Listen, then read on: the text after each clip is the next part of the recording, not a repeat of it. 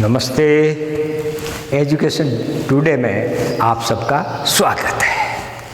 हम हिंदी माध्यम से इंग्लिश पढ़ रहे हैं। हमने वॉइस एक्टिव से पैसिव वॉइस कैसे बनाते हैं वो सीख लिया। अब हमने नरेशन करना शुरू किया है। डायरेक्ट से इनडायरेक्ट में बदलते हैं तो क्या क्या नियम लागू होते हैं।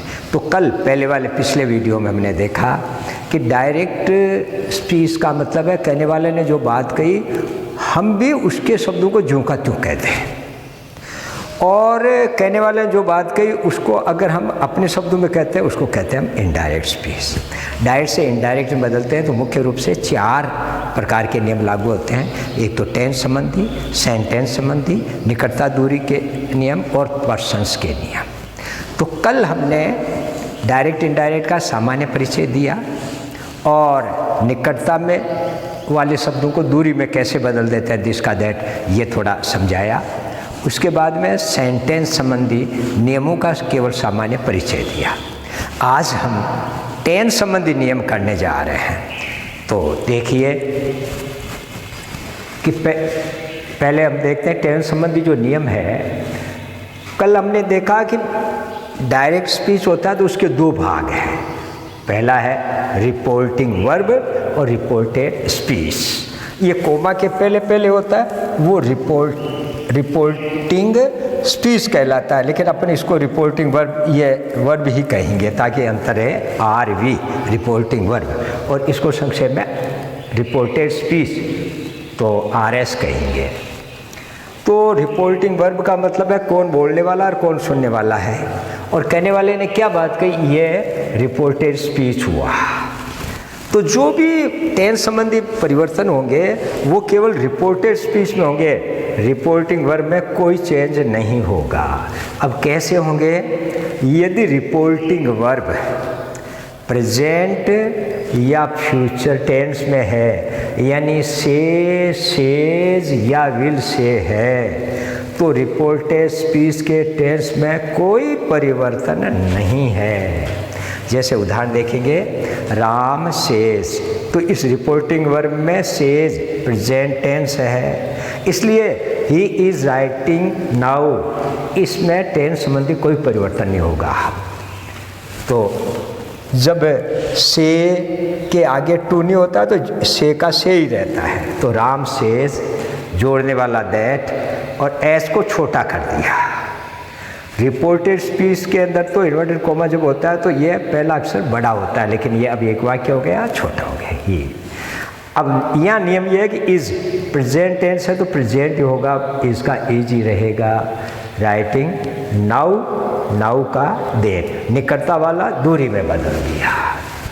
दूसरा वाक्य आई सेल से, रिपोर्टिंग वर्ब में सेल फ्यूचर टेंस है तो टेंस संबंधी कोई परिवर्तन नहीं। We wrote a letter yesterday, कल हमने एक पत्र लिखा, तो इसका बीच में दैट लगा करके वी का वी है ही। रोट है तो रोट ही रहेगा। प्रेजेंट रिपोर्टेड स्पीच के अंदर प्रेजेंट है, पास्ट है, इंडेफिनिट है, जो है वैसा रहेगा, टेंस में कोई परिवर्तन नहीं। तो we wrote a letter yesterday का द प्रीवियस डे बनेगा।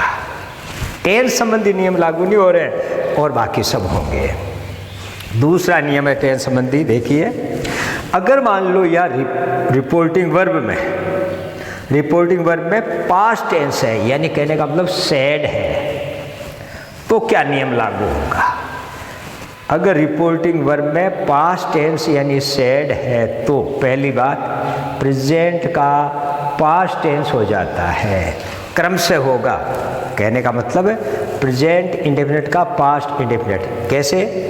वर्ब की फर्स्ट फॉर्म है, उसके SES लगा हुआ है, या डू डज है और वर्ब की फर्स्ट फॉर्म है तो ये तो हटेंगे और वर्ब की सेकंड फॉर्म हो जाएगी।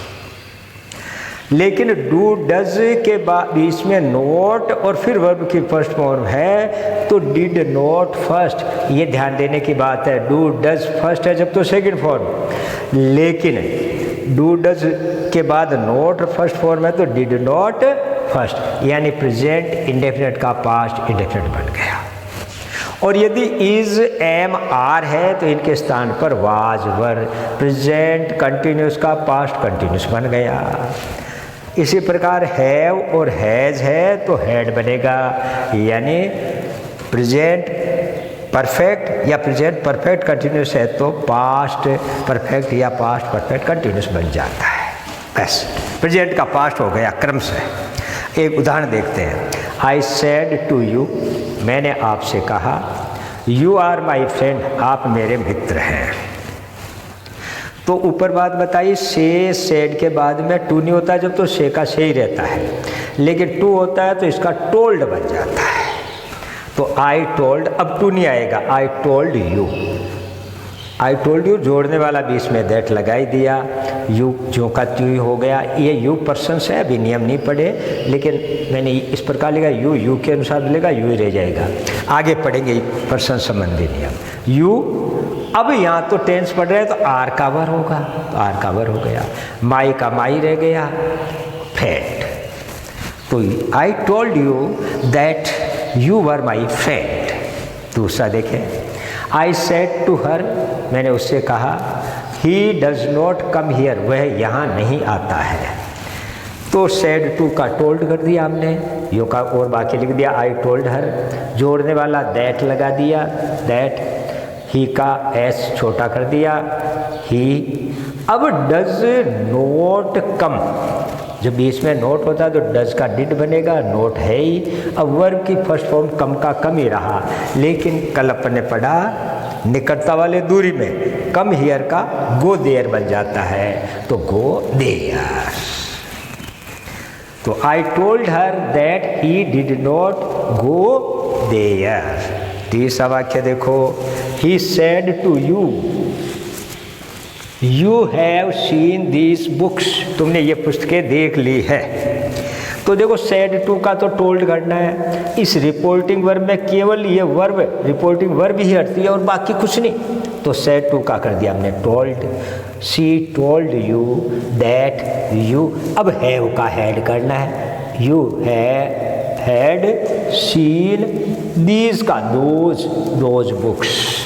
She told you that you had seen those books। तो पहला नियम तो ये हुआ, रिपोर्टेड स्पीच में प्रेजेंट टेंस होता है तो पास्ट टेंस हो जाता है। दूसरा नियम, यदि आरएस यानी रिपोर्टेड स्पीच में पहले से पास्ट टेंस हो, यानी पास्ट इंडेफिनिट हो, तो पास्ट परफेक्ट यानी वर्ब की सेकंड फॉर्म हो या डिड फर्स्ट हो तो उसका हेड थर्ड बन जाता है। और यदि पास्ट कंटिन्यूस है तो पास्ट परफेक्ट कंटिन्यूस यानी वाज और वर के स्थान पे हैड बीन हो जाता है। सीधी बात है कि सेकंड फॉर्म का हेड थर्ड, वाज वर का हैड बीन। उदाहरण देखिए, he said, he Seng a song, उसने एक गाना गाया। तो यहाँ सेड के बाद टू नहीं है, इसलिए सेड का सेड ही रखेंगे। ही सेड दैट, ही अब सेंग सेकंड फॉर्म है, तो यदि वर्ब की सेकंड फॉर्म होती है तो हेड थर्ड बनता है, तो हेड सेंग का संग, ही हैड संग ए सॉन्ग। दूसरा, आई सेड आई वाज गोइंग, तो आई सेड दैट लगाई दिया हमने, आई का आई। और अब वाज, तो क्या बताया था, वाज और वर होता है, वाज वर होता है तो हैड बीन हो जाता है, तो had been going. I said that I had been going. अब तीसरा नियम टेंस के अंदर ही, कैन का कुड, मे का माइट, विल का वुड, सेल का शुड, ये हो जाते हैं। जैसे he said to you, you can solve it, तुम इस समस्या को हल कर सकते हो।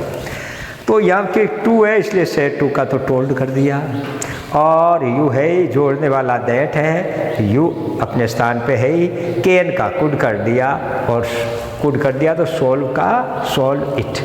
एक बात ध्यान रखेंगे, अभी कहा था कि वर्ब की फर्स्ट फॉर्म की सेकंड फॉर्म बनती है, लेकिन जब पहले हेल्पिंग वर्ब होती है वो बदल जाती है, तो नहीं बदलती नहीं है, इसलिए कैन का कुड हो गया तो सोल का सोल ही रहा, कैन का कुड हो गया।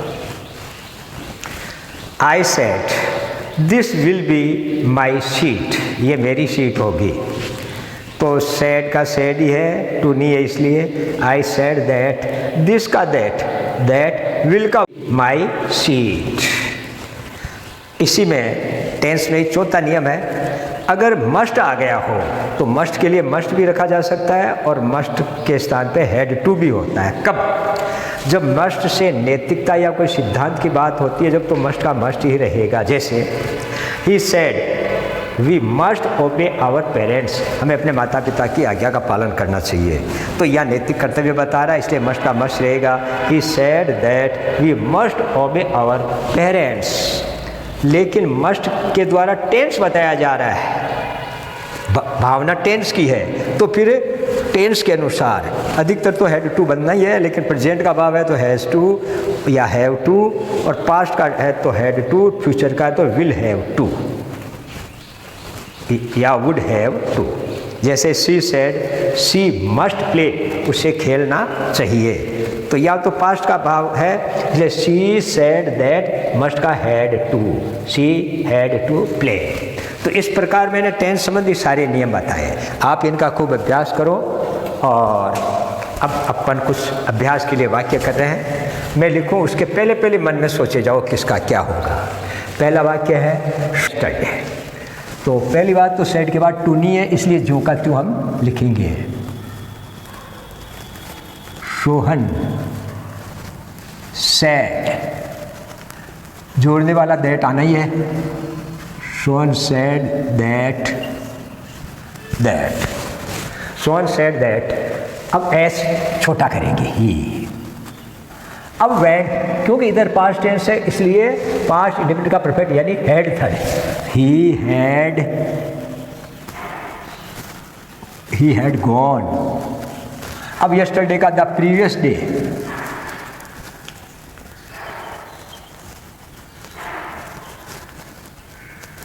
The previous day.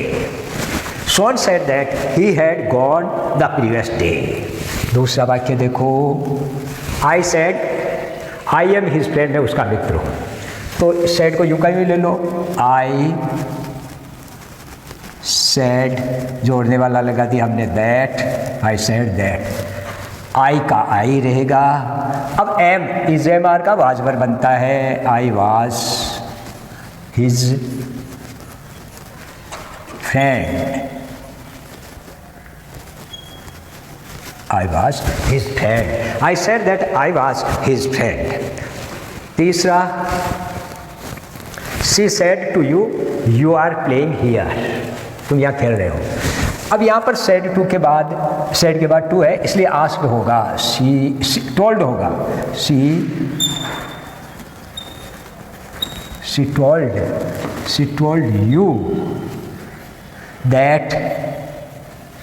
अभी पर्सन संबंधी नियम नहीं किए, पर्सन्स बदलते हैं, लेकिन मैंने इस प्रकार किया, यू सुनने वाले के यहाँ भी यू है इसलिए यू का यू रह जाएगा, फर्स्ट पर्सन जो का तो रह जाता है। तो अभी बदलते तो है लेकिन यहाँ नहीं बदलेंगे, ये ध्यान रखें। यू, अब इज एम आर का वाजवर होता है, यू वर प्लेइंग, हियर का देयर बनेगा, you are playing there. She told you that you were playing there. चौथा वाक्य देखो, Ram says to you, you will help this boy. तो यहाँ पर says है तो tells बनेगा, आगे to लगा हुआ है, तो चौथा वाक्य Ram tells you that, tells you that you will, तो you। अब विल का, अब देखिए इधर प्रेजेंट टेंस है, सेज प्रेजेंट है, तो इसका टेंस बदलेगा ही नहीं, विल का विल ही रहेगा, विल हेल्प। अब दिस का दैट,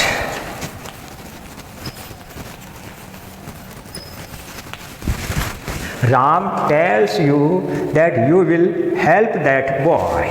पांचवा देखिए, Sita will say he has gone, तो सीता will से का सही रहेगा क्योंकि आगे टू नहीं है। अब एस छोटा हो गया, ही। अब यहाँ पर क्योंकि इधर फ्यूचर है, प्रेजेंट या फ्यूचर तो टेंस नहीं बदलता है, इसलिए ही हैज़ का हैज़ ही रह गया, ही हैज़ गॉन। छठा देखिए, I said to you I gave you a book yesterday. तो यहाँ सेड के बाद टू है इसलिए told. I told you that, I told you that। अब आई का आई रहेगा क्योंकि यहाँ भी आई है इसलिए। अब है गेव, वर्ब की सेकंड फॉर्म, तो हैड थर्ड बनेगा।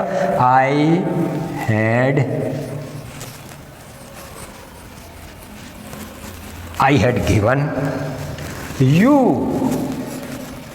you a book yesterday का the previous day.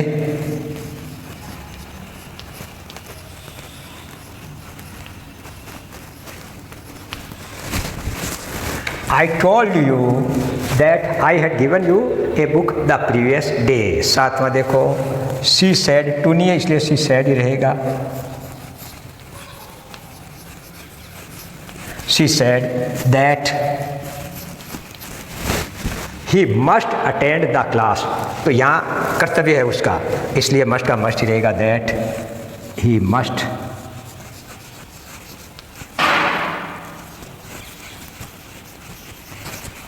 attend the class।